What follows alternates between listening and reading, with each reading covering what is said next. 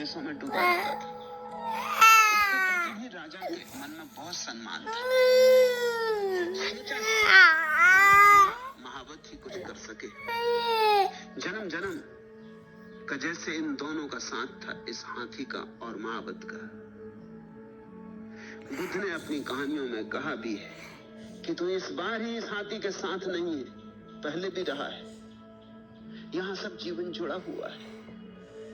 फिर इस जीवन तो पूरे जीवन वो हाथी के साथ रहा था। हाथी उसी के साथ बड़ा हुआ था, उसी के साथ जवान हुआ था, उसी के साथ बूढ़ा हो गया था। हाथी को हर हालत में देखा था, शांति में और हाथी की जरूरत से पूछा।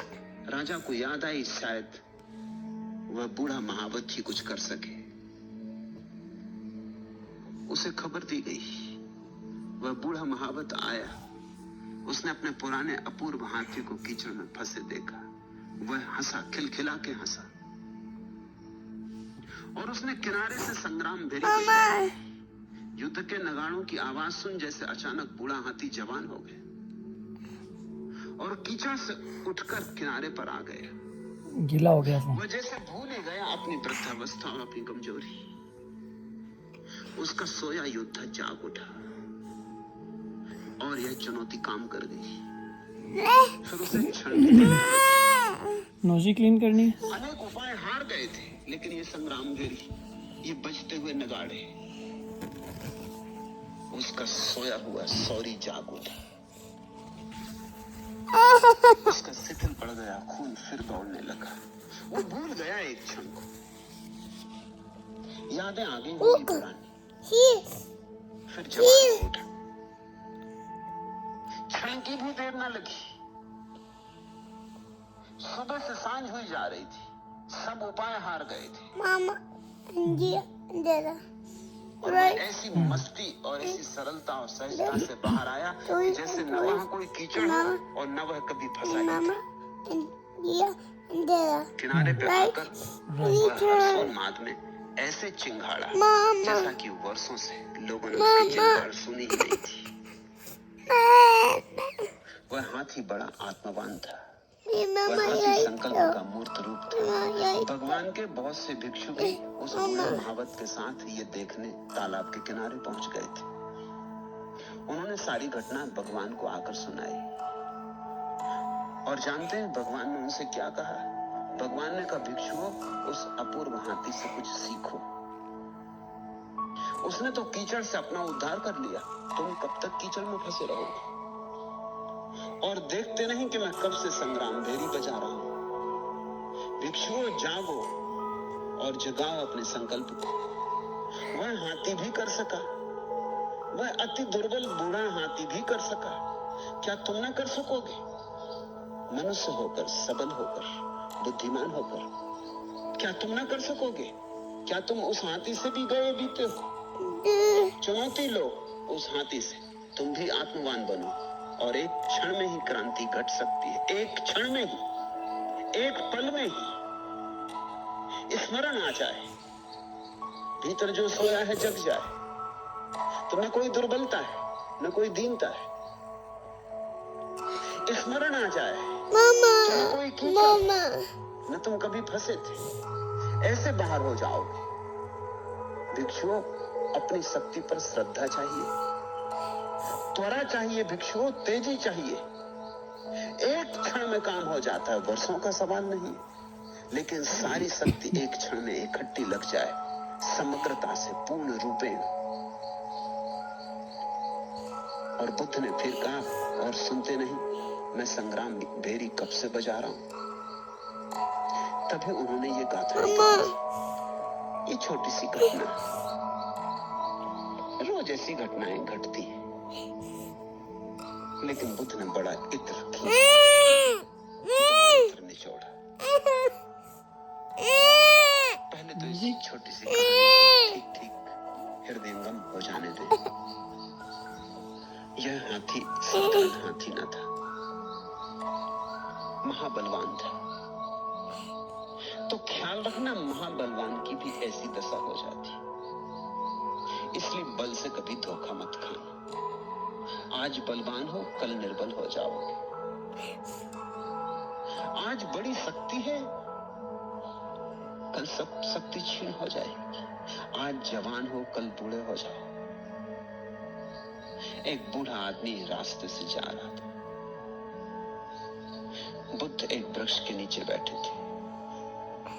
उस बूढ़े के जर्जर शरीर को, उसके कपते हाथ को, पैर को देखकर एक भिक्षु हंसने लगा। जवान था अभी। बुद्ध ने कहा, भिक्षु हंसो मत, नहीं तो लोग फिर तुम पर हंसेंगे। यही दशा तुम्हारी हो जाएगी, तुम्हारा भविष्य। इस बूढ़े को इस भांति चलते देखकर हंसो मत। इसके पहले कि ये दशा तुम्हारी हो जाए, कुछ कर लो। हंसी में तो कहीं ये भाव छिपा ही है कि ये मेरे साथ कभी नहीं होगा।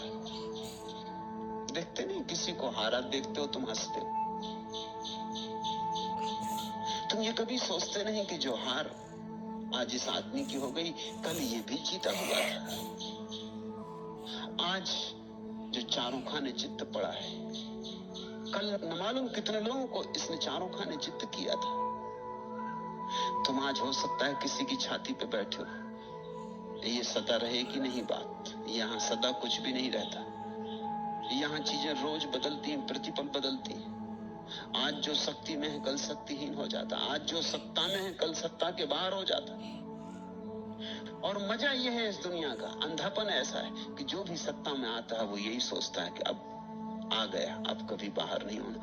इतने लोगों को बाहर जाते देखता है, फिर भी ये चूक बनी ही रहती है। तुम आज जवान हो, कल बूढ़े हो जाओगे।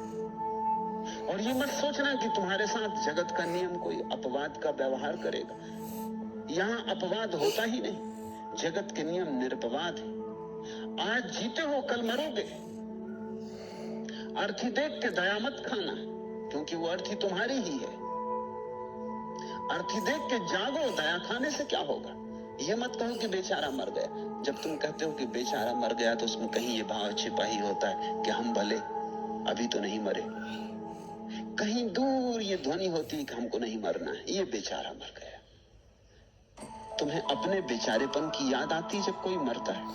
अगर नहीं याद आती तो तुम फूलों की ढेरी लगा रहे हो, माला नहीं बना रहे। नहीं तो हर रोज जो अर्थी तुम्हारे द्वार के बाहर से निकलती, उसका हर फूल तुम्हारी माला में सजता जाए। और इसके पहले कि मौत आए, मौत तुम्हारे सामने साक्षात हो जाए। उसी मौत के साक्षात्कार से सन्यास का जन्म होता है। बुद्ध ने कहा, जिसने मृत्यु को देख लिया वो सन्यास्त न हो। ये कैसे संभव है?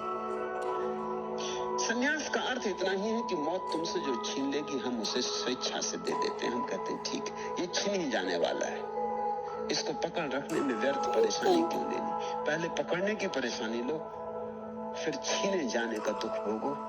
हम अपनी मौत से दे देते हैं, हम दान कर देते, हम त्याग कर देते। मौत जब ले ही जाएगी तो मौत को ये अवसर क्यों दे, हम अपनी ही मर्जी से दे डालें। सन्यास का इतना ही अर्थ होता है कि जो मौत करेगी वो हम खुद ही कर देते हैं, ताकि मौत को झंझट बचे। मौत को मेहनत क्यों करवाएं। और ख्याल रखना, बड़ा क्रांतिकारी फर्क है। जो आदमी ग्रस्त की तरह मरता है वो रोते चीखते मरता है, क्योंकि उसका सब छीना जा रहा है। उसने जो जो अपना माना था सब हाथ से खिसका जा रहा है। और जो व्यक्ति संन्यास्त की तरह मरता है वो अपूर्व आनंद से मरता है। उसके पास छीने जाने को कुछ भी नहीं, उससे कोई कुछ भी नहीं छीन सकता। उसने तो वो सब पहले ही मान लिया था कि मेरा नहीं है जो मौत छीन लेगी। जो मौत छीन लेगी वो मेरा नहीं है। यही तो कसौटी है मेरे होने की। मेरा वही है जो मौत नहीं छीन पाएगी। उसने तो वही बचाया जो मौत नहीं छीन पाएगी। उसने ध्यान बचाया, धन नहीं बचाया। उसने प्रेम बचाया, पद नहीं बचाया। उसने प्रार्थना बचाई, पूजा बचाई, अर्चना बचाई। उसने प्रभु स्मरण बचाया। उसने समाज की प्रतिष्ठा और सम्मान और आदर और कूड़ा करकट नहीं बचाया, क्योंकि वो तो सब मौत छीन लेती। जो मौत छीन लेती है उसने बचाया ही नहीं। उसने वही बचाया जिस पर मौत का कोई बस नहीं है। मौत शरीर को तो मार देती, इसलिए उसने शरीर से मोह न रखा। न हन्य दे हन्य माने शरीर। उसने तो उसकी तरफ देखा जो शरीर के मारे जाने से भी नहीं मरता। उसने तो प्रेम उससे जोड़ा, उसने तो चाहत उसकी की जो शरीर के छूट जाने पर भी नहीं छूटता। उसने मिट्टी के दियों में आसक्ति नहीं लगाई, उसने तो ज्योति में आसक्ति बांधी जो सदा रहेगी, सदा थी। उसने समय के भीतर शाश्वत को निचोड़ा। उसने फूल नहीं पकड़े, उसने इत्र। उसने जल्दी जल्दी इत्र निचोड़ा। इत्र साथ जाएगा, फूल यहीं पड़े रह जाते। ध्यान साथ जाएगा, धन यहीं पड़ा रह जाता। उसने सिकंदर नहीं बनना चाहा, उसने बुद्ध बनना चाहा, महावीर बनना चाहा, कृष्ण बनना चाहा। उसने चाहत विराट की। संन्यास का इतना ही अर्थ होता है। उसने देख लिया लोगों को बूढ़ा होता। अगर जवान आदमी के पास दृष्टि हो तो वो ये देख के कि कोई बूढ़ा हो रहा है समझ लेगा कि मुझे बूढ़ा होना है।